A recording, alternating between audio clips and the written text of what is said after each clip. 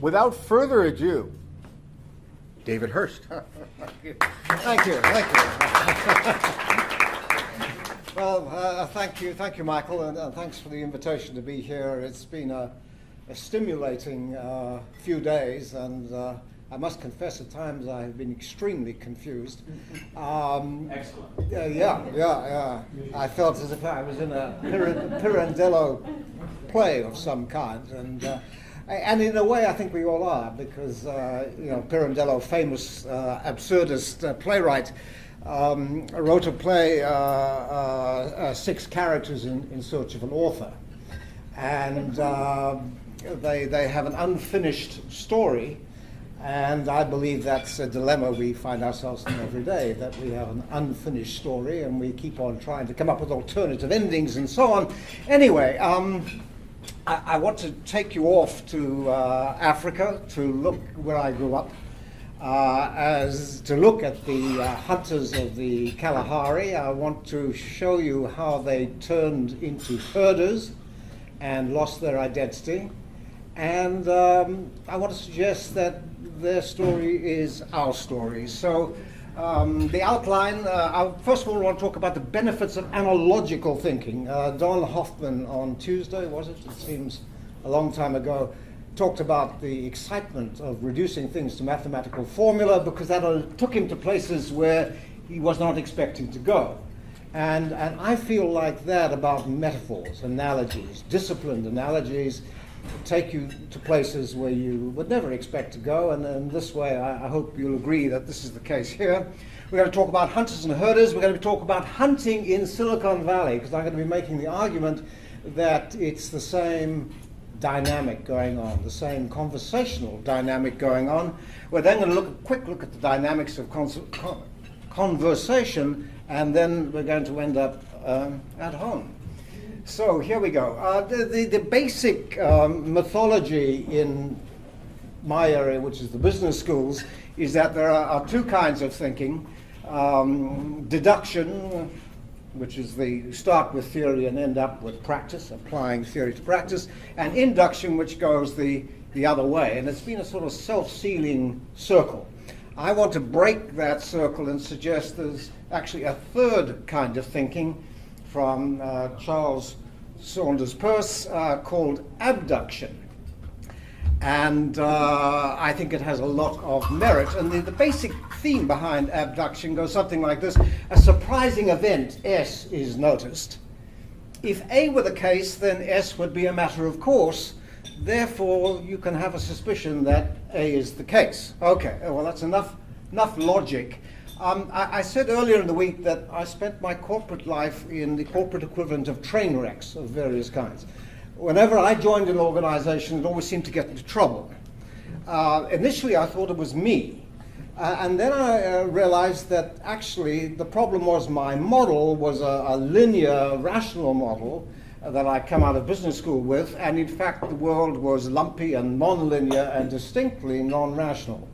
And so I noticed that organizations got into crises all the time. And the only reason I was surprised was because of my model. So here we have surprising phenomenon. Organizations experience continual crises over and over again. If organizations were ecosystems, on the other hand, then crisis would be a matter of course, and crisis would be opportunity, because, as you may know, ecosystems like forests renew themselves using destruction. Out in the far west, they use fire, and I'll be using that analogy a lot tomorrow. Out on the east coast, certainly of Canada, they use insect attack, and down in the mangroves of Florida, they depend upon hurricanes to sweep away the decadent growth and create open patches into which new growth can come. So if organizations were like ecosystems, therefore there's reason to suppose that organizations are like ecosystems. As I'll say, I'll be doing more on that tomorrow, but I really want to commend to you the idea of using systems thinking analogically. So you have something you understand reasonably well, like a forest, and you have a target, a business organization, which you hardly understand at all, and you use systems thinking to discipline the comparison between the two. So, forests are often green, but I'm not looking for the color green in organizations because that would be an illegitimate comparison from a systems perspective. And the benefit of this is that whenever I talk to executives about systems thinking, their eyes glaze over in about 30 seconds.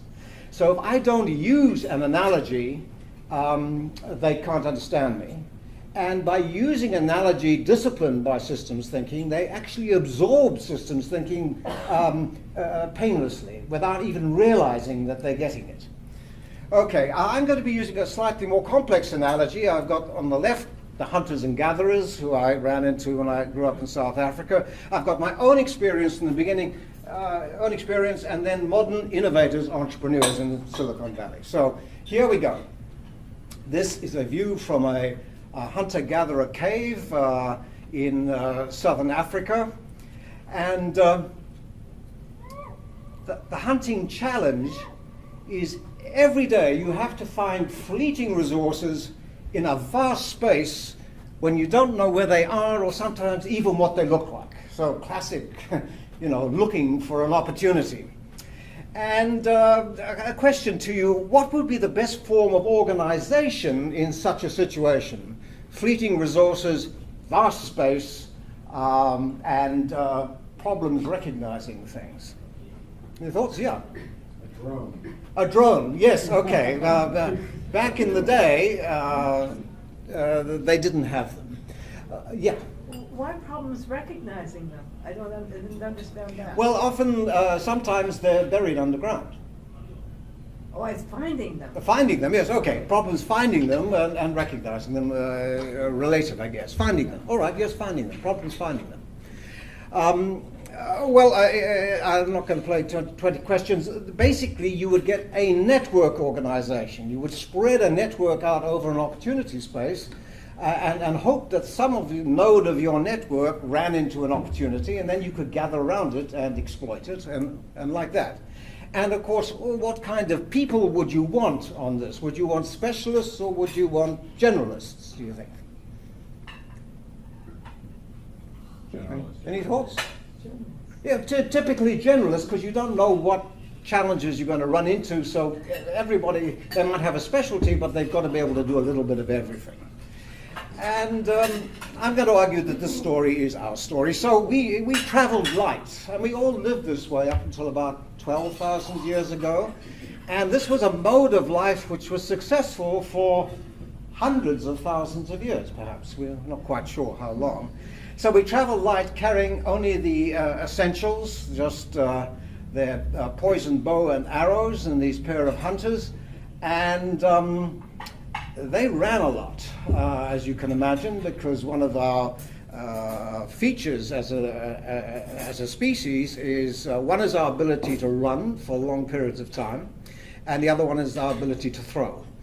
These seem to be, if I don't know if you read Joe Henrich's book, The Secret of Our Success. He's an evolutionary anthropologist, but he says this is really the human distinctions. So these guys used to run their game down. The game could often run faster than they could, but they couldn't run for as long because they couldn't sweat, and they would have to stop or they would die of suffocation, I guess. And so we were fit, flexible generalists. Needless to say, there was not a lot of cholesterol problems in this population. We practiced our skills every day, so that when the time came, we were ready. Perfect practice makes perfect. Learning by doing is essentially the mode of transmission of all these skills.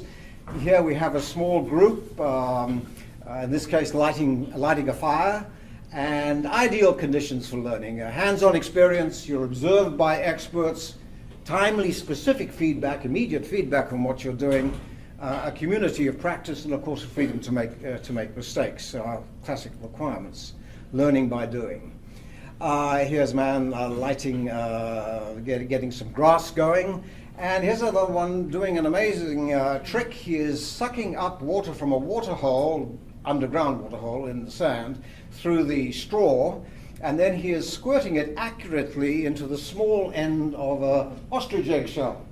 Ostrich egg shell is a huge resource, contains 24 regular eggs when it's fresh.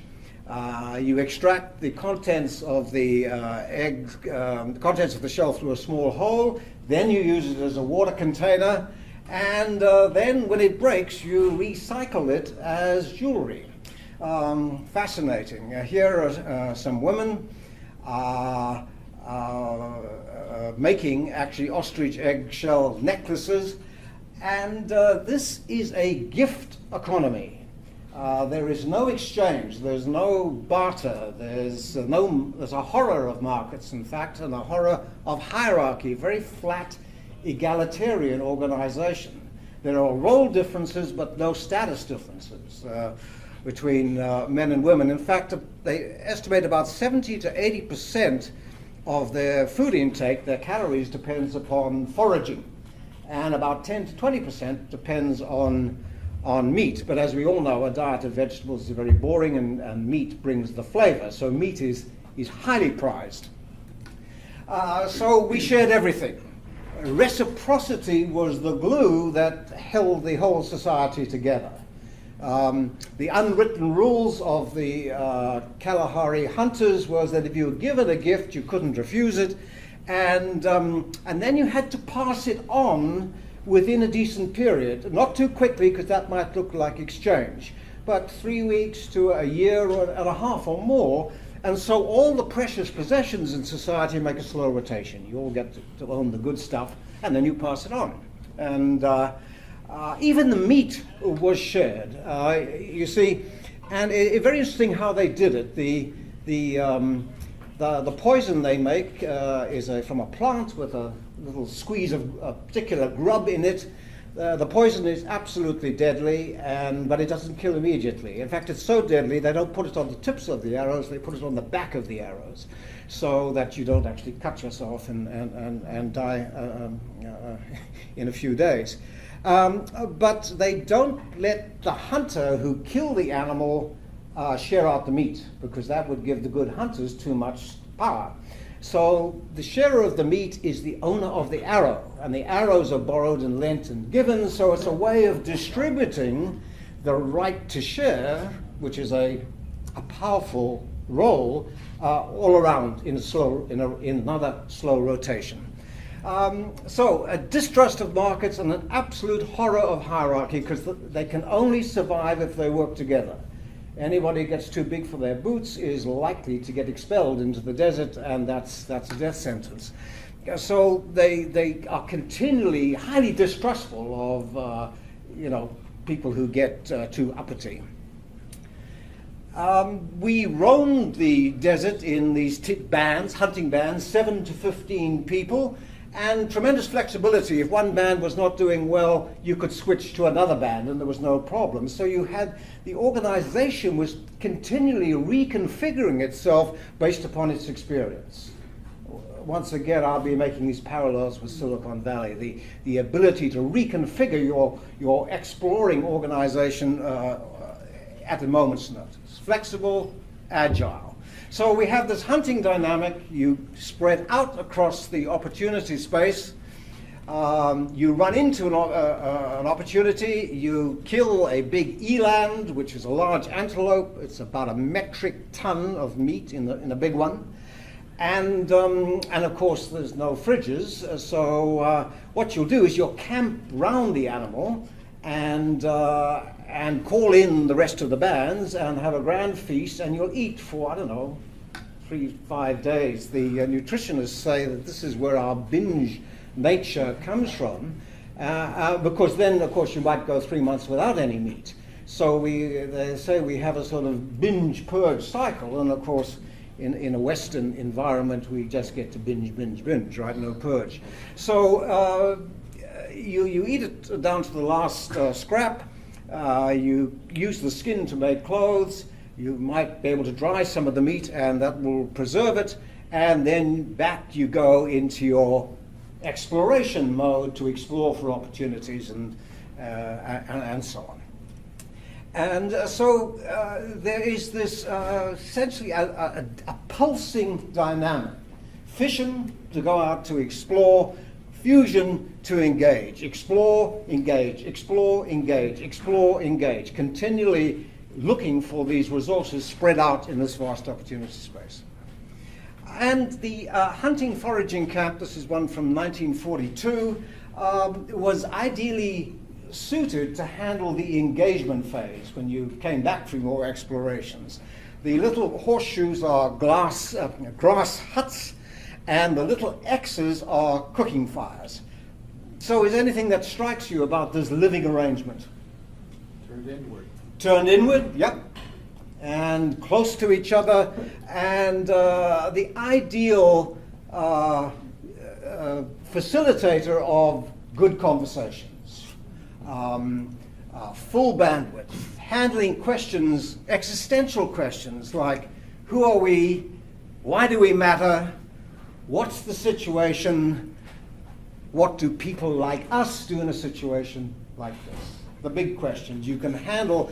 And it was possible to raise any question around this, in this tight communication, conversation environment. I'm sorry, David. Yeah. How do you know that these were the conversations they had? We're really relying on the anthropologists who documented them in recent times. And I'm thinking of Salins and folks like that. And there is an assumption, I agree, that modern conversations are similar to the ancient ones. But they may not raise those questions, those are our modern frame of that, but that's the subject. Builds trust and allows independent action when apart, because everyone understands the situation and the options. So the hunters will muse about, you know, you caught a really big fat buck near that watering hole last time. Do you think we should try there? And so it's almost scenario planning, we would call it. But of course, these are retrospective rationalizations of what they're doing. But the transparency is the key. This open conversation, as a result, it's an enormously agile organization. And of course, we used to dance. They have a trance dance where they will dance for hours on end into a sort of trance stupor where they say they get their visions. And the notion that we can think about the world in just as many ways as we experience it. We can think about it in dance, we can think about it in song, we can think about it in all those different ways. And of course, in times gone by, they have painted rock paintings on the walls, and these are the eland, the big antelope, which have almost mythical significance. And everything is meaningful. It's a rich narrative, we would call it today, in a world full of potential. A world not made of matter, but of what matters. Everything has a significance. Everything is connected in the overall scheme of things. It is a systems view, we might say, of the world, where everything is linked to everything else. And this is a bit of management jargonese from Deal and Kennedy, guys who wrote a very successful book on teams, and common purpose that the team has helped shape all this stuff you can extract from these dynamics. But things have changed in the last decades. Hunters have settled in villages and they've become herders and farmers. They've got goats and donkeys, and they're growing whatever crops they can grow in this fairly arid area. They have huts with roofs and without roofs, and their roles have changed. So here we have a one-time hunter now peeling veggies, his spouse bashing something with a rock, their child in Western clothing. That big fat tummy, of course, is not a sign of health. He's probably got pellagra or kwashiorkor or some nutritional deficiency. He's starting to look like us, and they're starting to live like us. This is a herding farming camp 40 years after the previous one. And same story, we've got the circles, which are the huts, and the X's are the fires. And or what else? What do you notice about this living arrangement? They're not facing towards each other. They're not facing towards each other. These two are next door, but they've turned their backs on each other. This guy's got a thorny fence right round the hut. There's a specialized cooking area where they go to cook. The huts are separated, and they're clearly security concerns. And what they see happening is homicide, suicide, drug abuse, obesity, diabetes, disease, measles, smallpox, you name it, because they're now living in closer confines. Even flu and relative, what we consider minor infections are deadly because they have no immunities. It takes, for measles, it takes a population of about 500,000 living in really fairly close contact for measles to survive. And of course, in a nomadic desert environment, there's no chance it would survive. But crowd diseases start to become more prevalent here. It is a picture of a society where the conversation has broken down. They can no longer talk to each other. They can no longer see each other face to face. They've forgotten who they are. They've lost their narrative because they can make no sense of this new way of living. They don't understand the situation, and they don't know what to do. And what they do is they turn to hierarchy to make decisions for them. And since they have no experience of hierarchy, they turn to the local Bantu chieftain, who have been in tribal structure for many years, thousands of years probably, and they make decisions for them. So they've lost control of their society. And it might sound overly romantic, but the conclusion of the anthropologist, and this is from a 1990 Scientific American article, was that there was a theory that farming diet was healthier than a hunting diet, and therefore there were survival benefits to this formation. And they said, no, that's not the case. In fact, as hunters, they ate more healthily, had a more varied diet. They concluded the problem was that the Bushmen had come into contact with possessions for the first time. And when they had nothing, they shared everything. But as soon as the South African army tramped through this area a few times, throwing out beads and baubles and all that kind of stuff, and as soon as you could aspire to have your own stuff, then that interfered with the whole ethic of sharing. So you turned your huts away from each other so somebody wouldn't look in and say, ooh, those are really nice beads. Where would you pass them on? They didn't want to do that. And so it's almost, a kind of biblical parable of, possessions at least being a problem. So I want to suggest, in fact, there's two kinds of living that are in tension with each other. There's the hunters, open intimacy, sharing, situational leadership, and integrated mythology where everything is tied together and you are part of the system. And the herders, closed, privacy, possessions, hierarchical management, a fragmented existence where you're continually in danger of losing your story, of losing your narrative. And this is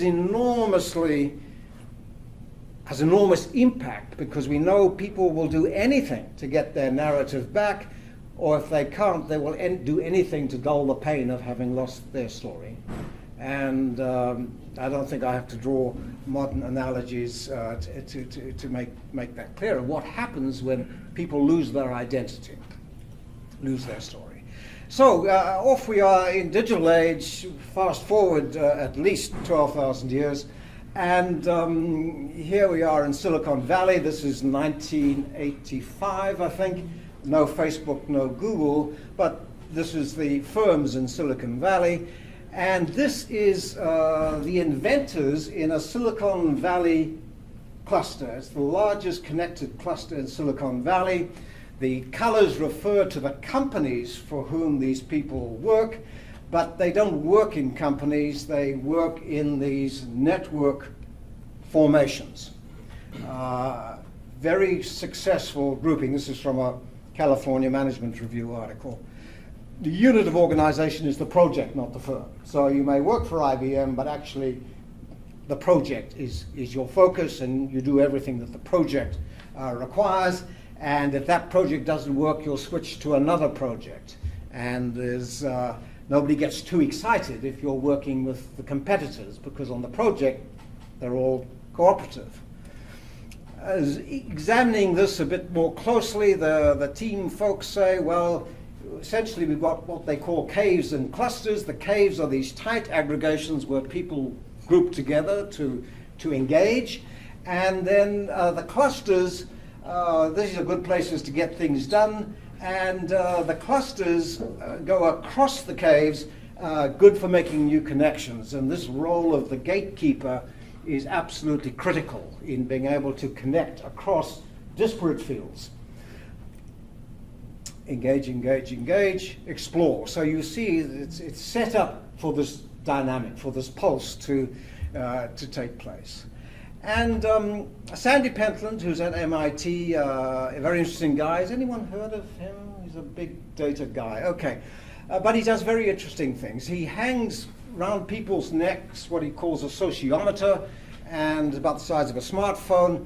And it picks up not the content of speech, but how people say it, and how they act when talking. The time spent talking, the activity of the speaker, gestures, turn-taking behavior, rhythm, stress, tone of speech.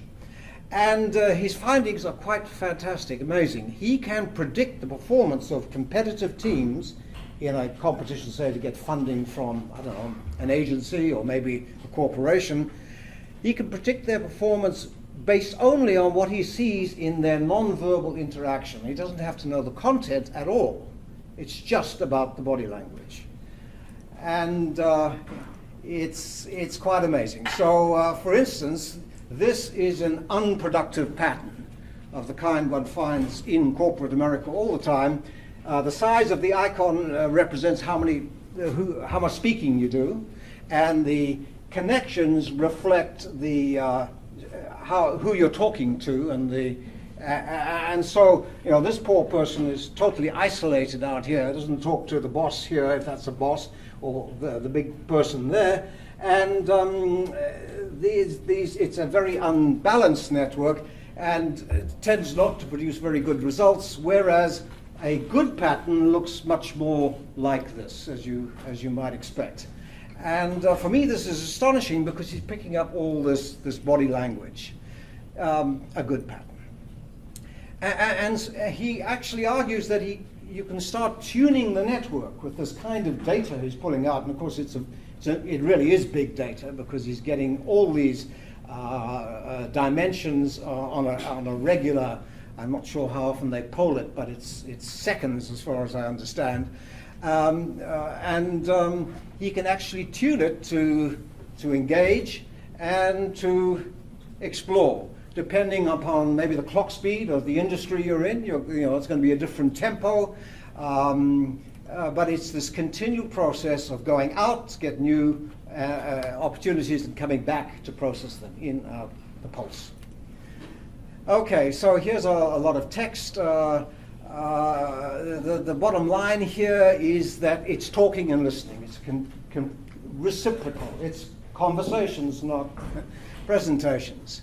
There are direct connections. You don't have to go through a chair or through a senior node to get to the other person. You can go direct to them. So very flat organizations, and this explore, engage dynamic.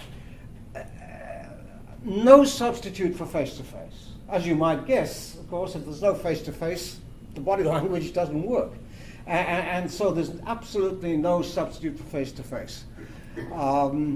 Ideas must become action. He talks about energy, engagement, exploration, and the powerful role of these charismatic connectors who can connect across the many caves. Back in the Kalahari, some of them are trying to go home. The government that came in after apartheid fell has tried to get the white farmers out of the edges of the wilderness, to pull down the barbed wire fences so that the game can move again, and a few brave souls are going back to try and live the original life, because this culture is gone within a generation. It is passed on through doing, not through reading any books and so on. And I want to conclude that the thought that in some sense this is our task, is to try and find this balance between the herding way of life and the hunting dynamic. I'm a great fan of Eliot, and from Four Quartets, the end of all our exploring will be to arrive back where we started and know the place for the first time. I think that's our mission, to understand what it means to be human and what our heritage is. I hope cybernetics can play a role. Thank you very much.